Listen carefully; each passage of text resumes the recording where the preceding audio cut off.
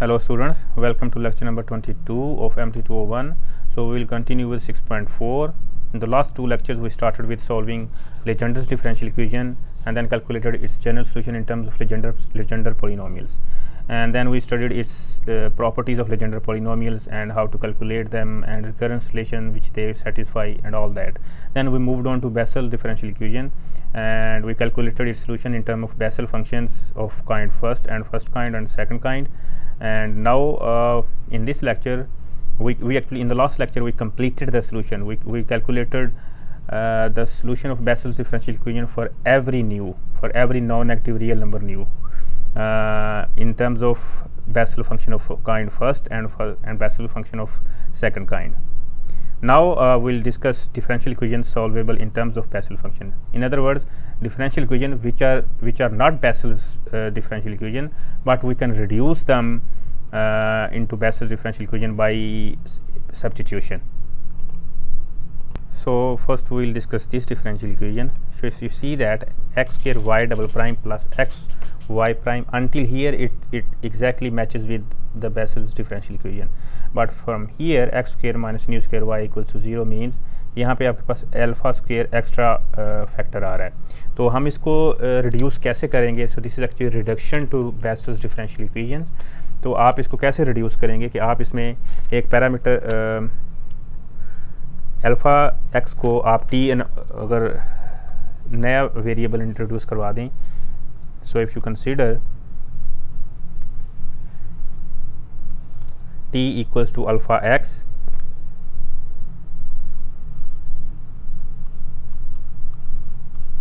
t is equal to alpha x where alpha is some positive integer. So that is given in this differential equation that आपके पास जो alpha होगा वो एक positive integer होगा. तो अब अगर आप इसमें t is equal to alpha x रखेंगे तो आप इसको कैसे चेंज करेंगे? तो बेसिकली आपने पहले आपका इंडिपेंडेंट वेरिएबल एक्स था, अब आपने टी में चेंज करना है. तो बेसिकली आपको कॉरस्पॉन्डिंग डेरिवेटिव्स कैलकुलेट करने पड़ेंगे. तो आपको पता है कि हम चेन रूल्स अप्लाई करेंगे. D Y by d x जो होता है वो d Y by D t times d t over d x होता है. सो टी का with respect to x derivative सिर्फ अल्फ़ा आ जाएगा. This will be equal to d Y by d x, right. Then if you calculate second order different derivative, this will be equal to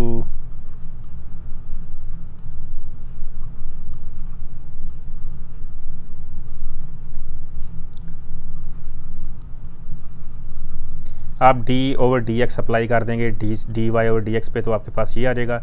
और d over d x को आप further d over D t times d t over d x replace कर दें. अब यहाँ पे d over D t d y over d x की जगह पे क्या आ जाएगा? ये डी टी है, क्योंकि डी टी ओवर एक्स अपने कैलकुलेट किया, ये अल्फ़ा आ गया और this is equal to alpha है ना, ये d Y by D T. So this will become d Y by D t times d t over d x, right? So this is also equal to alpha. So this alpha and this alpha will become alpha square, and this d over dt d square y over this will become dt square. So आपके पास second order भी आपने derivative भी calculate कर लिया, first order भी calculate कर लिया. तो अब ये सारा आप इधर रिप्लेस कर देंगे. तो x की जगह पे क्या आएगा? यहाँ से t की वैल्यू, x की वैल्यू आपके पास क्या आ जाएगी?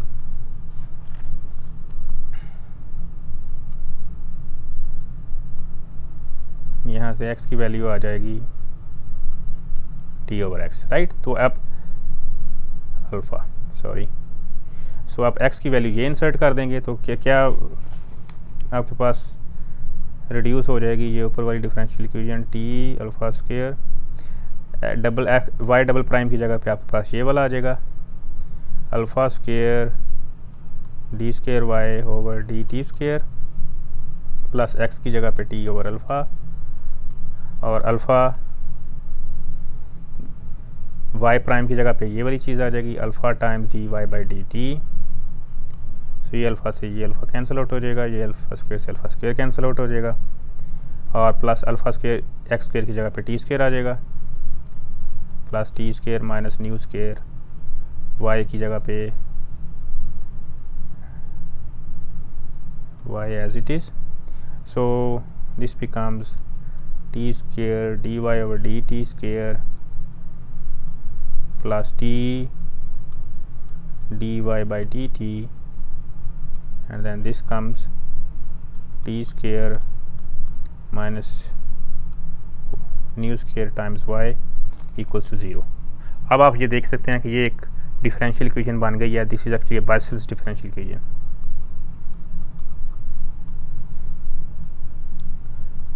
Vessels differential equation. सिर्फ इसमें इंडिपेंडेंट वेरिएबल अब t है rather than having x as an independent variable. So y आपके पास फंक्शन अल्टीमेटली t का हो गया. तो इस तरह आपने इस डिफरेंशियल इक्वेशन को which was not Bessel's differential equation, आपने इसको t is equal to alpha x रख के आपने इसको रिड्यूस कर लिया. T square D square Y over D T square plus T times D Y by D T plus T square minus nu square times Y.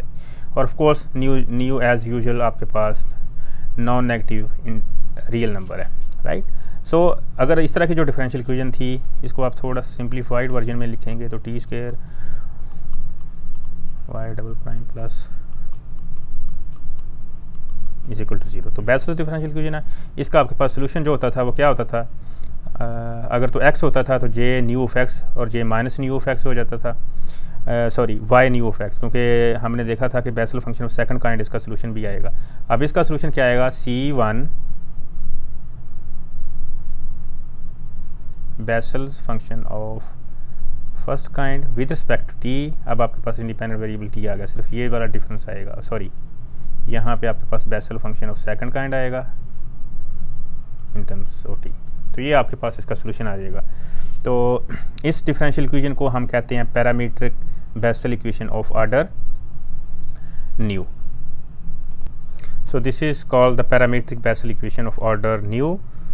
तो हमने देखा था कि इसका जो सोल्यूशन आएगा वो अल्टीमेटली किसके इक्वल आएगा, y1 is equal to c1 j nu of t plus c2 y nu of t, right, where t was equal to alpha x. तो इसका मतलब है कि हमारे पास जो बेसल डिफरेंशियल ये पैरामीट्रिक बेसल डिफरेंशियल इक्वेशन ये वाली होगी, जो इसका सोल्यूशन होगा तो t is equal to alpha x insert कर देंगे तो ये उसका आपके पास जनरल सोल्यूशन आ जाएगा, राइट.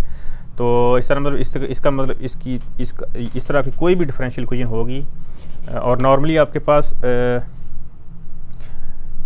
पार्शियल डिफरेंशियल इक्वेशन में इस तरह की डिफरेंशियल इक्वेशन अपीयर होती हैं. So it has applications in various areas of partial differential equations. So अगर आपके पास इस तरह की डिफरेंशियल इक्वेशन आए तो आप इन टर्म्स ऑफ सिर्फ अल्फा एक्स, सिर्फ जहाँ पे एक्स था अब अल्फा एक्स आ जाएगा, क्योंकि यहाँ पे पहले एक्स था अब अल्फा एक्स है, तो कॉरस्पॉन्डिंग सोल्यूशन भी वही हो जाएगा. तो इस इक्वेशन को parametric Bessel differential equation of order nu कहते हैं. सो नेक्स्ट हम मॉडिफाइड बेसल फंक्शन पे आते हैं. So next we have this modified Bessel equation of order nu. अब इसके कॉरस्पॉन्डिंग जो बेसल फंक्शंस आएंगे वो मॉडिफाइड बेसल फंक्शन होगी. आप इनको पैरामीट्रिक बेसल फंक्शन कह सकते हैं because they correspond to the solution of Bessel parametric Bessel equation of order nu, right. So this was parametric Bessel equation, this is modified Bessel equation. Difference क्या है, वहाँ पे सिर्फ अल्फा स्क्वायर एक्स के साथ मल्टीप्लाई हो रहा था, यहाँ पे आप rather than having positive we have here negative, और कोई डिफरेंस नहीं है. अब इसमें जो सोल्यूशन है वो बिल्कुल उन्हीं फुट स्टेप्स पे जाएगा जिस तरह जो हमने लास्ट पे इक्वेशन में अप्लाई किए हैं, लेकिन यहाँ पे सिर्फ और सिर्फ t is equal to iota x आप ट्राई करेंगे सोल्यूशन को, where iota is equal to minus square root. तो ये कांस्टेंट है, अल्फा वहाँ पे कांस्टेंट था, अब कांस्टेंट आपके पास अयोटा है. तो जब से सारा कुछ ये जो हमने अभी किया है ये रिपीट करेंगे तो आपके पास जो डिफरेंशियल इक्वेशन बनेगी वो इन टर्म्स ऑफ t आ जाएगी. Nu parameter nu independent variable t हो जाएगा, t double prime plus t y prime plus t square minus nu square y is equal to 0, right. तो जाहिर बात है अगेन अब ये बेसल डिफरेंशियल इक्वेशन है, हमने इसको अगेन रिड्यूस कर लिया just like we reduce this into Bessel differential equation, right, of order nu. तो अब इसके सोल्यूशन क्या होगा, y is equal to c1 jv of t plus c2 j nu of, sorry ये मैं जब भी v कह दूंगा तो इसका मतलब ये मेरा न्यू ही होगा, t where t is equal to omega x, sorry iota x. तो जब अयोटा एक्स आप इसमें इंसर्ट करेंगे तो आपके पास जो बेसल्स फंक्शन है वो कम्प्लेक्स वैल्यूड हो जाएंगे. यहाँ पे फिर भी आपके पास अल्फ़ा जो था एक रियल पैरामीटर था, लेकिन जब यहाँ पे अल्फ़ा जो है वो एक कम्प्लेक्स नंबर है -1 की स्क्वायर रूट 1 आयोटा तो इसका मतलब है कि सॉरी ये I make too many mistakes and I'm sorry for that. So here we have Bessel function of second kind. So that means this is a Bessel function of first kind, but it becomes complex valued function. This also becomes complex valued function. So these two complex valued functions, we call these two functions modified Bessel's function. So they have slightly different properties than normal or classical Bessel functions. So based on these complex valued Bessel functions, we define new real valued Bessel functions and called modified Bessel functions of first kind and second kind. So because solution of last differential equation are j nu of t v nu of t where t is equal to iota x, complex valued solutions of 14 are these one.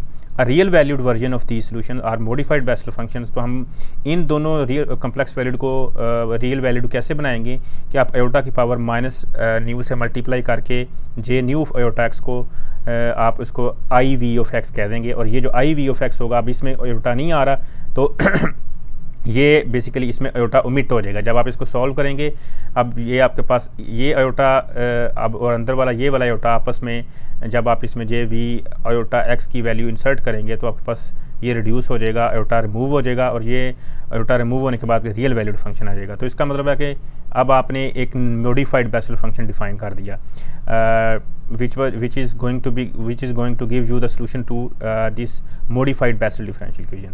So अब उसी foot step पे चलेंगे जिस foot steps पे हमें basal differential equation का solution मिला था। तो जब हमने जे वी ऑफ एक्स कैलकुलेट किया था तो हमने कहा था कि बेसल इक्वेशन का ये सोल्यूशन होगा I V of X I minus V of X, वहाँ पे J V of X J minus V of X था, where V is not an integer. तो जब ज़ीरो और इंटीजर था तो आपके पास ये दोनों लीनियरली डिपेंडेंट हो रहे थे। तो फिर उसके सोल्यूशन के लिए हमने क्या किया था, हमने Bessel function of second kind introduce करवाया था। तो यहाँ पे भी हम modified Bessel function of second kind introduce करवा के इसका सोल्यूशन कंप्लीट करेंगे, because in this 15 solution V can not be an integer और neither zero not a positive integer. तो लेकिन जब इंटीजर होगा फिर क्या होगा, फिर हमें basal function of second kind, modified Bessel function of second kind में जाना पड़ेगा। So what is that? So since this previous solution was not general solution of all the modified Bessel equation, because if v is an integer then this cannot be a solution because then they can be linearly dependent to each other. तो फिर हमें इसके लिए जैसे हमने Bessel function से first kind से second kind में गए थे, इसी तरह हम modified Bessel function of first kind से सेकंड काइंड में जाएंगे। सो analogous to 10, in 10 we defined actually Bessel function of second kind. We defined the modified Bessel function of second kind where v is not an integer to be this one, right? तो अब ये जो k v of x है, अब ये जो है ये हमें अपना जो सोल्यूशन है वो कंप्लीट सोल्यूशन देगा। ये इसको जैसे हमने in terms of j minus v और J v Y v define किया था Bessel function of second kind, तो अब हम modified Bessel function of first kind से जो कि in terms of this one है, हम बस modified Bessel function of second kind define करेंगे, जिसको हम के वी से डिनोट करें, के न्यू से डिनोट करेंगे, और वो इस फॉर्म में होगा because I V and K V are linearly independent on the interval. सो ये वही वाला इंटरवल है जो हमने उधर डिस्कस किया था। सो ये चेंज नहीं होगा। सो नॉर्मली हम पॉजिटिव पे रहते हैं, although it is also true for minus infinity to zero.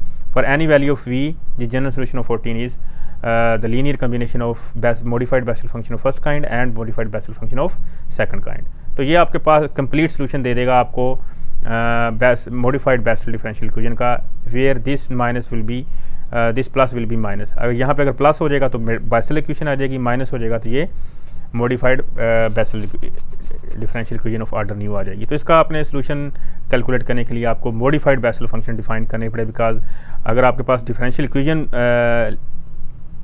में जो वेरिएबल्स हैं वो आपके पास वो रियल हैं तो हमें सोल्यूशन भी रियल वैल्यूड मिलना चाहिए। बट इसमें जो ना हमें कम्प्लेक्स वैल्यूड मिल रहा था, तो कम्प्लेक्स वैल्यूड को रियल वैल्यूड में चेंज करने के लिए हमें मॉडिफाइड बेसल फंक्शन इंट्रोड्यूस करवाना पड़े। सो ये जो है ये सिर्फ नॉन इंटीजर के लिए ट्रू था, तो हमने इंटीजर के केस में हमने सेकंड डिफाइन किया। अब इसमें चूंकि ये और ये जो है ये दोनों लीनियर इंडिपेंडेंट होंगे, जब v इंटीजर होगा तो सिर्फ v इसमें इंटीजर नहीं हो सकता, लेकिन जाके जब हम k v of x define कर लेंगे एज ए, और जब इसका लीनियर कम्बिनेशन लेंगे i v के साथ, तो ये ना ये वाला जो k v है, ये वाला k v और ये वाला i v, ये एक दूसरे के लीनियर इंडिपेंडेंट होंगे for every value of new. यही हमने मेन थ्योरम स्टडी किया था कि although because this modified Bessel function is defined of second kind is defined also on based on modified Bessel function of first kind, and they are both they might be both linearly dependent when v is an integer. So this is true for non-integral cases. So for non-integral case we define this, but then this iv of x and this kv of x, linear combination of these two will provide you the solution because they two are linearly independent. So हम similar footstep पे चले थे, तो हमने यहाँ पे उसका modified differential equation का complete solution find कर लिया. So first we started with parametric Bessel equation, then we moved on to modified Bessel differential equation. तो उन दोनों के solution किस फॉर्म के होंगे और वो उनको हमने स्टडी किया था. तो पैरामीट्रिक वाली को हम सिर्फ जहाँ जहाँ पे एक्स था वहाँ पे अल्फा एक्स आ जाएगा, लेकिन यहाँ पे आपको मॉडिफाई डिफाइन करना पड़ेंगे because your solution become complex valued. So if we combine two, first we studied parametric Bessel equation, then modified Bessel equation. तो मॉडिफाइड में सिर्फ माइनस था और पैरामीटर में एक्स स्क्वायर की जगह पे अल्फा स्क्वायर एक्स स्क्वायर था. अगर आप इन दोनों को कंबाइन कर देंगे, दोनों को ऑपरेशन को कंबाइन करके अगर आप डिफरेंशियल इक्वेशन डिज़ाइन करेंगे तो वो आपके पास इस फॉर्म की होगी कि उसमें ये माइनस भी आएगा और सेकेंडली उसमें पैरामीटर भी होगा. तो इसको हम क्या कहेंगे, parametric form of the modified Bessel equation of order nu. तो वो मॉडिफाइड भी होगी लेकिन फिर उसमें पैरामीटर भी आ जाएगी, और जाहिर बात है उसका सोल्यूशन क्या होगा, अगर तो वो मॉडिफाइड है तो उसका सोल्यूशन आपके पास मॉडिफाइड बेसल फंक्शंस में आएगा, और साथ में चूंकि टी की जगह पे एक्स स्क्वायर की जगह पे अल्फा एक्स है तो पैरामीटर में अल्फा एक्स आ जाएगा. तो ये सिर्फ आपके पास इसको पिछली दोनों से को कंबाइन करके आपने ये वाला सोल्यूशन फाइंड करके इसकी एग्जाम्पल देखते हैं. तो एग्जाम्पल आपके पास क्या हो जाएगी. So suppose by identifying alpha square is equal to 25, so alpha square is equal to 25 means nu square is equal to 4, तो अल्फा 5 हो जाएगा, nu 2 हो जाएगा. It follows from 19 that the general solution of this differential equation 24x square, this minus becomes modified Bessel differential equation, and this 5 square x square becomes parametric Bessel differential equations. तो parametric equation और parametric Bessel equation और modified Bessel equation का combination ये differential equations है. अब इसका of course solution इस form का होगा, C1 I2 of 5x, alpha की वैल्यू 5 है, and C2 K2 of 5x. तो ये तो था जी आपके पास parametric differential equations which are not Bessel but can be reduced to Bessel differential equation by appropriate substitution. So in the first kind, where we studied parametric version, we actually started with parametric version.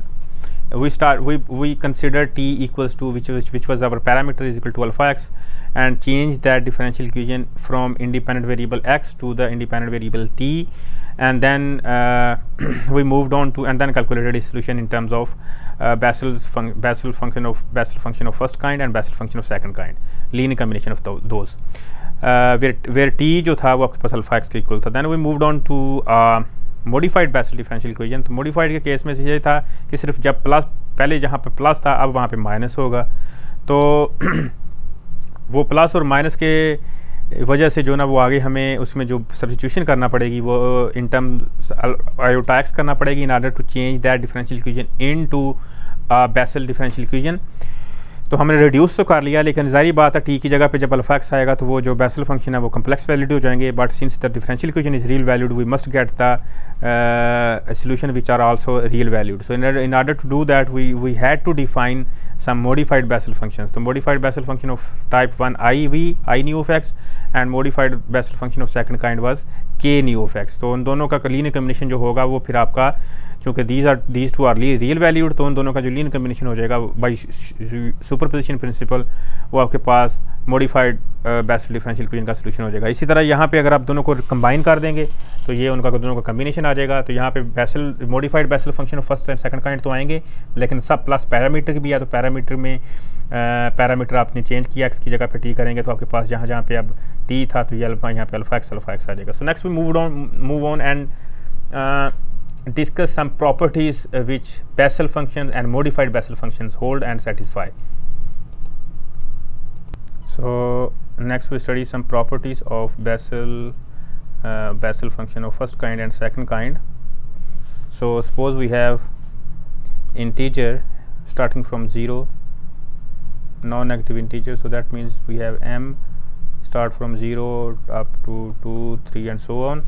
Then for these values, for this non-negative integers, आपके पास ये वाले Bessel function जो है ये वाली properties hold करेंगे, जिस तरह लेजेंडर पोलिनोमियल्स प्रॉपर्टीज़ सेटिस्फाई करते थे पी एन ऑफ एक्स, यहाँ पे भी आपके पास G m of x where m is a non active integer. तो नॉन एक्टिव इंटीजर के लिए जो है वो बेसल फंक्शन ये वाली प्रॉपर्टी सेटिस्फाई करवाएंगे।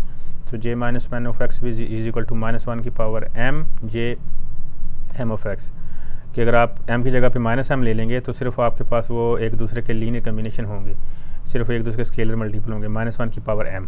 तो ये वजह थी जिसकी वजह से हमने देखा था कि ये जो दोनों हैं ये लीनियर कम्बिनेशन है, ये दोनों आपके पास लीनियरली डिपेंडेंट हैं। तो मैंने वहाँ पे ये वर्ड यूज़ किया था might be linearly dependent dependent, तो हो सकता था कि इंडिपेंडेंट भी हो जाए, लेकिन ये प्रॉपर्टी चूँकि हम अब स्टडी कर रहे हैं तो इस प्रॉपर्टी के बाद हम कंफर्म कर सकते हैं कि ये जो हैं ये दोनों एक दूसरे के स्केलर मल्टीपल हैं। So for positive for even m ये एक दूसरे के सेम हो जाएंगे, फॉर ऑड m ये एक दूसरे के नेगेटिव मल्टीपल हो जाएंगे। तो कहने का मतलब ये है कि ये बेसिकली आपके पास एक दूसरे के लीनियर कम्बिनेशन है। तो that is the reason we defined Bessel function of second kind, because for integral values these two functions actually are same, they are scalar multiple of each other, and if they are linearly dependent so that means they are not useful for us. So we need linearly independent solutions in order to define a solution for a homogeneous differential equation by using superposition principle. So अगर आप x की जगह -x replace करेंगे तो ये -1 की जगह ये आपके पास -1 की power G m of x है। So if m is divisible by 2, so that means m is even, so that means this will become equals to GOMF, right, क्योंकि -1 की पावर इवन वो आपके पास +1 हो जाएगा। तो ये एग्जांपल आ जाएगी इवन फंक्शन की, similar to Legendre polynomial, Legendre में भी ये ऐसे था। And if m is not divisible by 2 then JM of x minus x will be equal to -JM of x, और ये आपके पास डिफरेंट ये एग्जांपल हो जाएगी ऑड फंक्शन की। तो ऑड फंक्शन की ये डेफिनेशन होती है, इवन की ये होती है। अच्छा, इसमें ये क्या है कि अगर आप 0 पे इसको डिटरमिन करेंगे किसी भी JM को, तो वो आपके पास इधर 0 दे देगा या 1 देगा। अगर वो m पॉजिटिव है तो 1 देगा, अगर n 0 है तो वो आपके पास 1 देगा। और second modified Bessel function of second kind में अगर आप x अप्रोचेस 0 फ्रॉम राइट करते हैं, so this is the right hand side limit at x equal to 0 of y m of x, so then you will get -infinity। सो हमें इनके proof करने की ज़रूरत नहीं है कि ये क्यों ट्रू हैं, लेकिन यह कि आपको पता होना चाहिए, क्योंकि आपके पास ये MCQs और fill in the blanks type questions के लिए इंपॉर्टेंट हैं। So you must verify these as well for small values of m। So next आपके पास क्या है? So next property is this differential recurrence relation. Recurrence relation means कि वो recurrence relation तो होगा JV और JP+1 में, यानी नेक्स्ट टर्म में पिछली टर्म्स का यूज़ होगा, लेकिन वो इन टर्म ऑफ डिफरेंशियल होगा, उसमें डेरिवेटिव भी इन्वॉल्व होगा। so this is the differential recurrence relation which Bessel function of first kind satisfy। तो अगर आप x को Bessel function of first kind के डेरिवेटिव के साथ मल्टीप्लाई करेंगे तो वो इन दो के इक्वल आएगा, v nu times j nu of x minus x times j nu plus 1 of x। so this is called differential recurrence relation satisfied by Bessel function of first kind। so how do we prove it? So simply we start with the left hand side and we will make it equal to the right hand side। so what is actually this jv of x, j nu of x will be equal to n equals 0 to infinity -1 power n over n factorial 1 plus nu plus n x over 2 2n plus nu। सो इसका derivative calculate करेंगे तो वो आपके पास normally जैसे series का derivative calculate करते हैं वैसे का वैसे ही आएगा। सिर्फ 2n माइनस यहाँ पे पावर जो नीचे आ जाएगी, तो ऊपर आपके पास पावर आ गई, नीचे as it is 1 plus nu plus n, और x ओवर 2 की जो पावर है वो आपके पास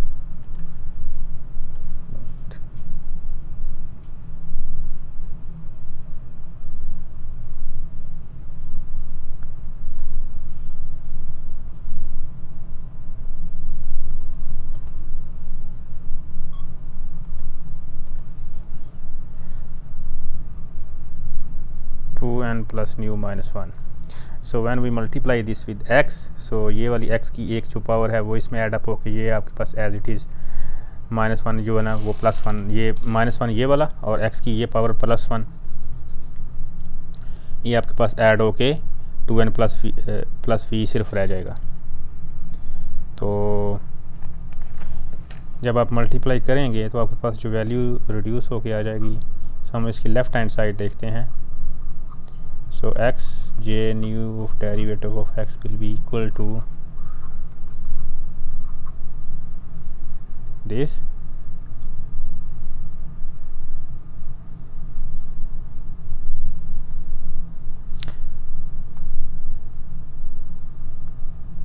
Yes, ये मैंने बेसिकली मिस्टेक की है। ये सिर्फ और सिर्फ इसके लिए आएगा, x की पावर ये आ जाएगी और नीचे जो 2 की पावर वो पूरा 2n प्लस न्यू ही रहेगा, क्योंकि डेरिवेटिव तो सिर्फ हमने x में पावर तो x डेरिवेटिव तो सिर्फ x का लेना है ना, बाकी सारा कांस्टेंट है।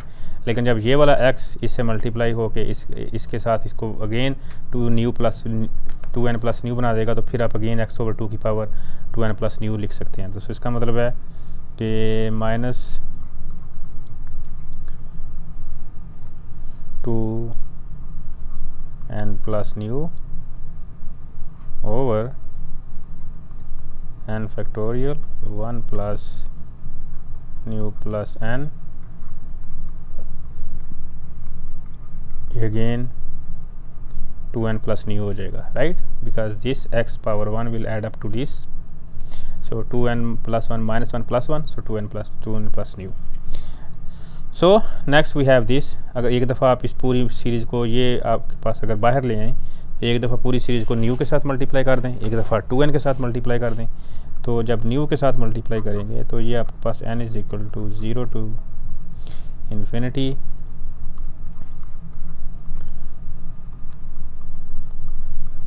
1 plus nu plus n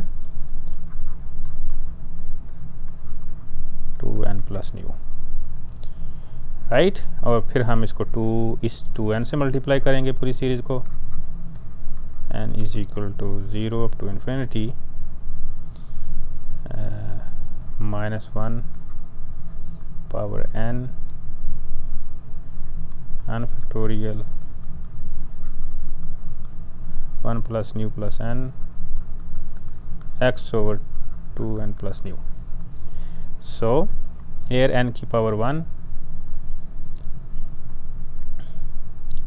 so if you see that this is actually equal to our j nu of x, तो इसका मतलब है कि हमें new j nu of x तो मिल गया है, ये वाला फैक्टर तो मिल गया। अब हमने इस फैक्टर को minus x times j nu plus x में रिड्यूस करना है। तो j nu प्लस x किसके इक्वल है? j nu प्लस 1x किसके इक्वल हो जाएगा? ये basically n is equal to 0 to infinity over n factorial nu plus nu की जगह न्यू प्लस 1 आएगा, तो ये 2 plus nu plus n x over 2 की power 2 plus nu. So let's move on to the next page and try to simplify it to make it equal to the right hand side of the differential recurrence relation defined by the Bessel function of first kind. So if you look at this term, यहाँ पे आपके पास 2 है, right. ये वाला जो 2 है ये आपके पास यहाँ पे अगर ये ऊपर इसकी पावर 1 है तो ये फ्रैक्शन से नीचे जाके इसकी पावर -1 हो जाएगी। तो 1 ओवर 2 की जो पावर है 2n प्लस न्यू -1 हो जाएगी। अगर हम x की वैल्यू, x की पावर भी एक रिड्यूस कर दें तो यहाँ पे -1 आ जाएगी और उसकी एक x पावर को बाहर ले आएंगे और ये n जो है यहाँ पे मल्टीप्लाई हो जाएगा। तो आपके पास जो वैल्यू आ जाएगी वो आ जाएगी x n is equal to 0 up to infinity, sorry हमने इसका डेरिवेटिव लिया था, सो 1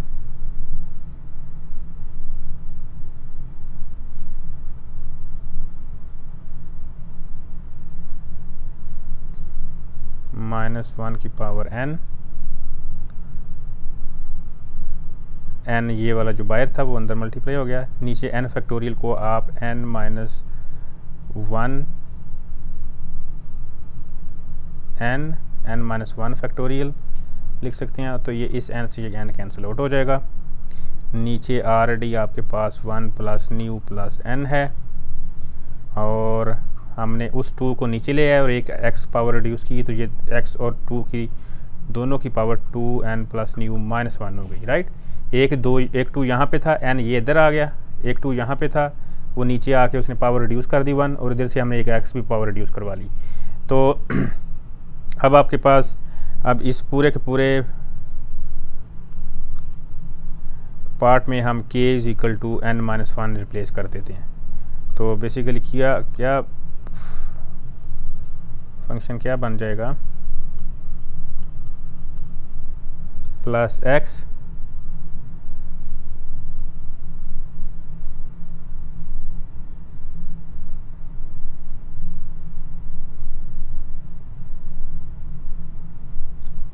so if k is equal to n-1, so this will become k factorial and n is equal to k plus 1, so this will become 2 plus new plus k and -1 की power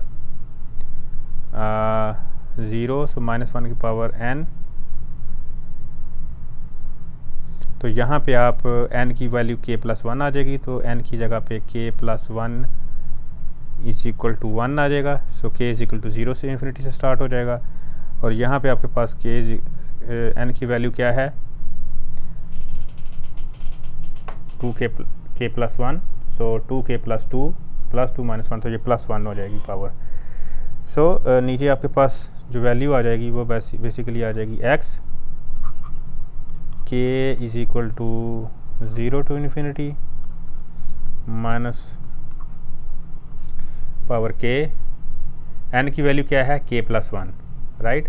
तो इसका मतलब है कि एक अगर आपने k प्लस 1 करनी है तो इसको रिड्यूस करके आप इसकी एक पावर बाहर ले आएँ तो ये माइनस बाहर आ जाएगा, ये एज इट इज़, सॉरी ये आपके पास k फैक्टोरियल हो जाएगा,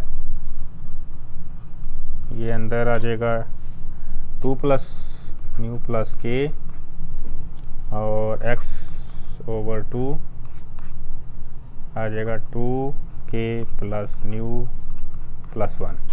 अब अगर आप देखें जो मैंने आप ये जो जे न्यू प्लस 1 लक्स लिखा था तो ये एग्जैक्टली इसी के इक्वल आ रहा है। तो बेसिकली अब आपके पास जो वैल्यू बन रही है वो क्या आ गई, nu J nu of x as it is चलता आ रहा है साथ माइनस एक्स और J nu plus 1 of x which is equal to right hand side. So left hand side equals to right hand side, so that means the Bessel function of first kind will always define this, satisfy this differential recurrence relation, right. So we will move on to the next property. So in the last lecture we studied Bessel function of half integral order, तो उसमें हमने ये वाली दो expression show किए थे कि ये दोनों को हम साइन और कॉस की फॉर्म में लिख सकते हैं, और फिर हमने कहा था कि they are not, because they are in terms of linear different elementary functions, so they are linearly independent. So similarly we can do for 3/2 and -3/2 and so on. So अब हम देखना ये चाह रहे हैं कि क्या हम इनको यूज़ करके बेसल फंक्शन, तब उस वक्त हमने Bessel function of second order define नहीं किया था, अब हम डिफाइन कर चुके हैं। तो अब अगर हम basal function of second kind में 1/2 और -1/2 पावर देखना चाहें तो वो आपके पास क्या होगी। तो अगर तो आपके पास so if you have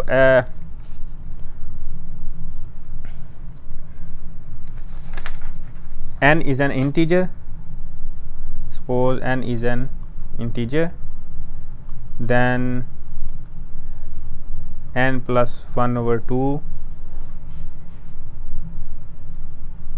is